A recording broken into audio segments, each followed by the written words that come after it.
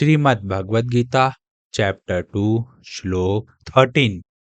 देहिनोऽस्मि तनस्ता देहे कौमारं यौवनं जरा तथा देहात्तरं प्राप्तिं धीरस्त्रं न मुह्यति। देहधारी के इस मनुष्य शरीर में जैसे बचपना, जवानी और वृद्धावस्था होती है, ऐसे ही दूसरे शरीर की प्राप्ति होती है। उस विषय में धीर मनुष्य मोहित नहीं होता। तो भगवान यहाँ पे कहते हैं कि जैसे ये हमारा शरीर है, ठीक है, इसमें पहले बालकपन रहता है जब हम छोटे रहते हैं, चाइल्डहुड। उसके बाद हमारी जवानी रहती है जहाँ पे हम एडल्टहुड के स्टेज में रहते हैं। उसके बाद वृद्धावस्था आती है जब हम ओल्ड एज के स्टेज में रहते हैं। तो इसके बाद क्या होता है कि हमारी आत्मा है वो निकल के फिर दूसरे शरीर में जाती है।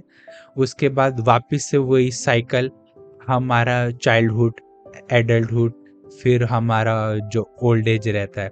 तो ये कंटिन्यूस साइकिल चलता रहता है। तो भगवान यहाँ क्या बोलते हैं कि जैसे ही ये मनुष्य शरीर में पहले बालकपन रहता है, फिर जवानी रहती है, फिर ओल्ड एज रहता है, ऐसे ही दूसरे शरीर हमारी आत्मा को मिल जाता है तो उसमें भी यही सब चेंजेस चलते रहते हैं।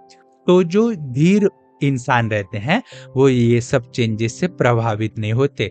वो ये सब चेंजेस से ऐसा नहीं सोचते अरे बाबा ये क्या हो गया, ये पहले छोटा था फिर ये हो गया बड़ा, फिर हो गया इसका ओल्ड एज। तो जैसे हम जब छोटे एज में रहते हैं तो हम बहुत इंजॉय करते हैं, लाइफ में खेलते हैं, ये सब अलग अलग तरीके की हॉबीज हमारी फॉलो करने का ट्राई करते हैं।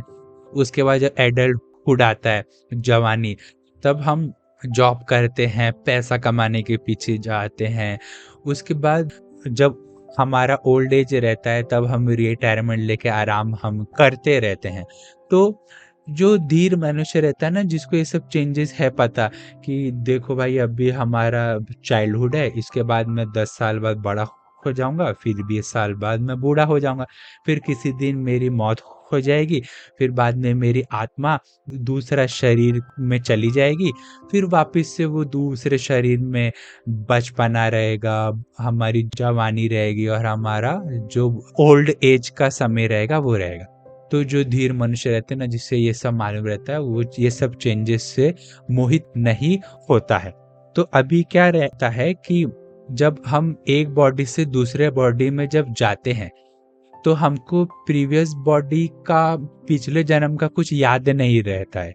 तो वो ऐसा क्यों होता है? एक तो जैसे जैसे हमारा एज बढ़ता जाता है, जब हम जवानी से हम वृद्धावस्था में, ओल्ड एज में जाते हैं, तो हमारा माइंड कम होता है। मतलब उतना हमारी माइंड की पोटेंशियलिटी जो रहती है, जो जवानी में रहती है, वो ओल्ड एज में नहीं रह पाती है वैसी सेम। जैसा हमारा माइंड जवानी में एकदम फ्रेश रहता है, हम 10 चीज़ें एक साथ कर पाते हैं, हम ओल्ड एज में आने के बाद हम वैसे नहीं कर पाते। हमारी याददाश्त कभी भी भूलना चालू हो जाती है। मतलब हमारी वही जन्म में, जिस जन्म में है हम, जिस जन्म में हमारा शरीर है या आत्मा है, उसी जन्म में हम जब ओल्ड एज में जाते हैं तो हम बहुत सारी चीज़ें भूलना चालू कर देते हैं।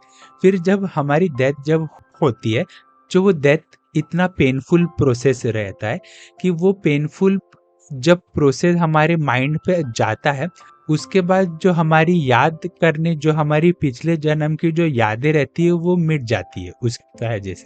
जैसे कोई इंसान है, उसको लकवा हो गया, तो उसके बाद जब वो ओल्ड एज में जाता है तो उसका माइंड पहले जैसा नहीं रह जाता है, क्योंकि जब लकवा होता है, जब पैरालिसिस आ जाता है, तब वो बहुत पेनफुल प्रोसेस रहता है। तो उस पेन के दौरान माइंड के बहुत सारे जो मेमोरी के सेल्स रहते हैं वो डिस्ट्रॉय हो जाते हैं।